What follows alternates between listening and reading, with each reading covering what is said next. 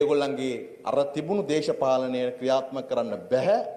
අපේ රටේ දරුවෝ පුරවැසියා බවට පත් වෙලා විවේචනශීලී විචක්ෂණශීලී ලෝකයේ දන්න ලෝකෙ දිහා බලන අලුතෙන් හිතන කෙනෙක් බවට පත් කරාම පරණසෙලන් දාන්න බෑ.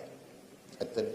එතකොට බැලෝ පියනාලේ ඇඟිලි දෙකෙන් මිරිකලා වඳ කරන්න බෑ කියන එක ඕන කෙනෙක් දැනගන්නවා. පොළොව පලාගෙන නයි එන්න බෑ කියන එක එහෙම පොළොව පලාගෙන ආවත් බෝතලේ කඩාගෙන යන්න බෑ කියලා එතකොට අහන දරුවෙක් එනවා. ඒව කරන්න බැරි වෙනවා.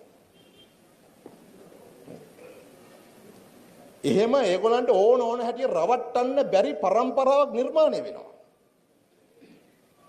අස්වැසුම දෙන්නම් සමෘද්ධිය දෙන්නම් කියලා දේශපාලන වැඩ කරගන්න බැරි પરම්පරාවක් නිර්මාණය වෙනවා. ණය දෙන්නම් එන්න ඡන්දෙට වැඩ කරන්න කියලා එහෙම කරන්න බැරි પરම්පරාවක් නිර්මාණය වෙනවා.